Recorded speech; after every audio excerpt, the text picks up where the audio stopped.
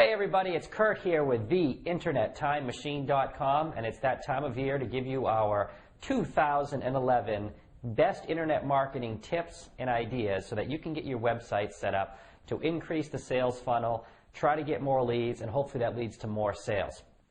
So without further ado, what are the top 5 things we think that small businesses and website owners need to be doing for 2011?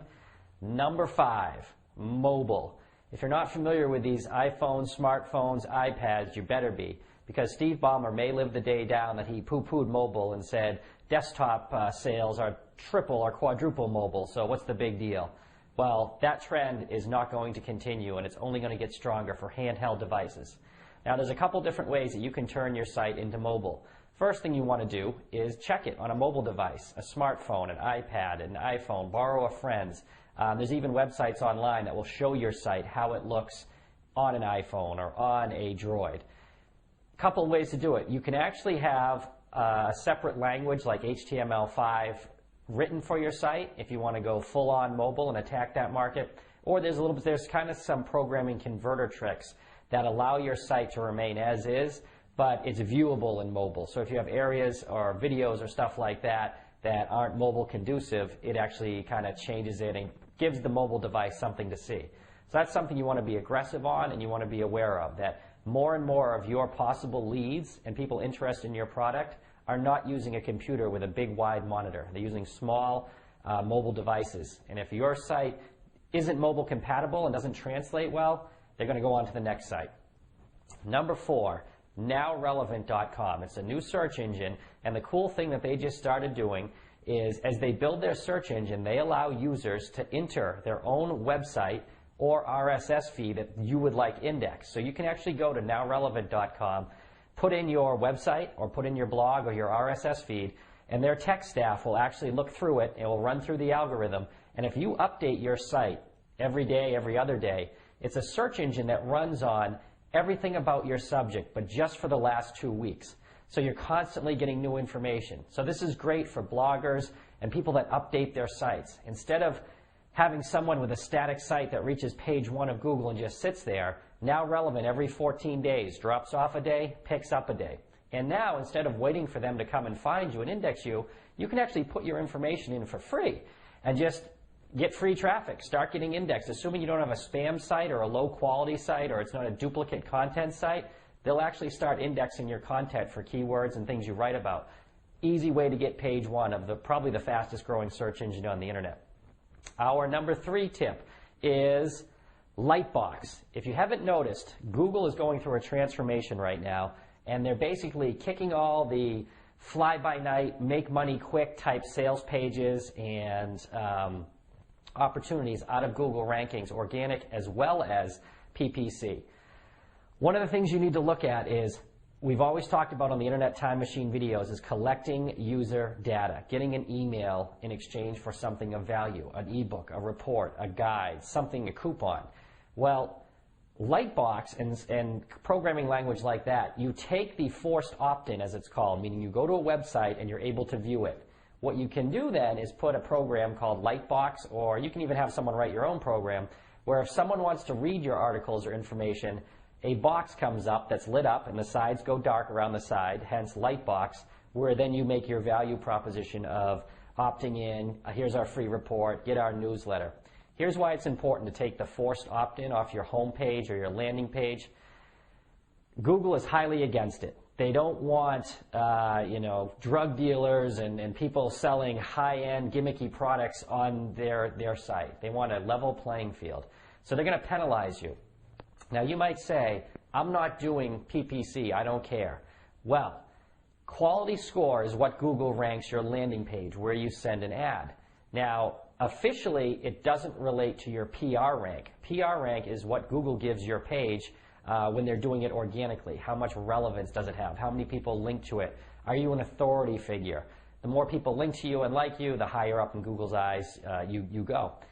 They're not technically related, but they actually are off the record, because one of the things that helps with your PR is how long does someone spend on your homepage and your site. Google's interested in that. If you have a forced opt-in come up, meaning you have something come up in the screen and you don't allow people into your site until they give you an email, that sends 80–90% of the people away quickly. It hurts your PR equation, and it also kills your quality score if you're doing PPC advertising. So to make a long story short, between QS, RS, PT, you want to get the forced opt-in or forced put in your information off your homepage. Let Google crawl it. Let Google see it's a legitimate site. But you can put the forced opt-in on every one of your articles and your blog posts. It works very well with WordPress as well as all the other blogging languages as well. So we take the opt-in off the main page. We put it on all the articles, even your free ones. You get the same result. You make Google happy. You get people to spend quality time.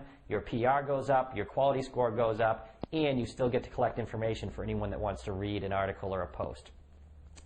Number 2. You have to add the Facebook thumbs up button. We've talked about this for over a year. It's in at least 4 or 5 of our videos if you go to theinternettimemachine.com. Facebook is where everyone goes to hang out, and they're doing more than that now. Facebook is going to introduce their own search engine probably in the next year, and they've just teamed up with Microsoft Bing to allow likes to be part of the algorithm on what articles people see and what articles people like. If you haven't seen it yet, go to Facebook. Comment on something, likes a page, then go over to Bing on your same computer and type that exact phrase in, and you possibly, as we have it up, you'll see your picture come up saying you like this or your friend likes this. As more people congregate to Facebook and as more people start to use Facebook to search, don't be surprised to see a shopping feature come out in the next year, video downloads, even a music store on Facebook. As you can see, as we're filming today, they're about to release their well, I'll call it email, but they say it's not email, type communication system. Like is going to be an important part of how Facebook views your site. If a lot of people like it, then you must be good. It's how Microsoft is already viewing your site, and eventually Google's going to get on this train somehow, and likes are going to be important. But we hammer that in a lot of other videos, so I'm not going to spend a ton of time here. The number one thing you need to be doing as well, this is it for 2011, if you have a site that collects a newsletter, an email in exchange for a report, you have to add the zip code field. Here's why it's so important. Groupon is valued at over $300 billion now. Coupon sites and social media coupon sites, coupons you get on your smartphone, these companies, these startups are getting valued at $1 billion, $500 million. Let me ask you this. So let's say you have a list. How big is your list? 500 people, 1,000, 50,000? How much more valuable would it be if you had a zip code associated with every email that you could filter and send out offers to local merchants? Now, we're already doing this at the Internet Time Machine with 2 projects that our members have full access to. It's for Foursquare and LinkedIn, collecting email leads in exchange for a report, including a zip code. Why a zip code? You can geographic target it. Internet marketing going local, that's how you get local businesses. Who's going to have a better shot if you call a local business and say, hey, how would you like to do a mailer to 500 people that ate at a restaurant within 3 blocks of your establishment? And I tell you what, it will cost you nothing. We'll just share in the proceeds. You give me a coupon code, you give me something that I can track, and I'll just share with the business I bring in with you. Or someone from the Yellow Pages saying, hi, this is so-and-so from yellowpages.com. How would you like a $500 full half-page ad in the Yellow Pages? Give local people a no-risk opportunity. They don't have to put up any money in this tough economic times, and you share the profits. You have to collect zip codes with your opt-in starting now. Change the form, and the reason you want to do zip codes is, you know, a name and address is very personable. No one's going to give that out online. A zip code isn't. People might think in their head, think if you filled out a zip code form. If I'm going to put my email in, what's a zip code? I mean, there's 100,000 people in my zip code. Maybe there's 5,000. Now, you're not going to be able to track me. That's fine. Here's my zip code. But it's very important information that you can send offers to local merchants. You know where people are saying, I have 500 people in San Diego. I have 10,000 people in the greater Boston area that I could send your offer to, or I can do something with, like even Red Sox tickets. Or you can just, it's a whole new opportunity having a zip code. And you're going to start hearing more people talk about this as Groupon starts looking for more people to send to, as Facebook. Notice on your smartphone, everything says turn on location services. Can we track you by GPS? Can we show your friends where you are? All of that revolves around having the lead and the zip code so that you can segregate it into a list of certain people, and you can use that list over and over. Restaurants, small businesses, printing services, car dealerships. If you have a list of 10,000 people in New York that are active online within their zip code, how much money is that worth? So head over to the internettimemachine.com for our free report on the 5 best niches for 2011 and how to make money in them before big corporations get into those niches. See you over there.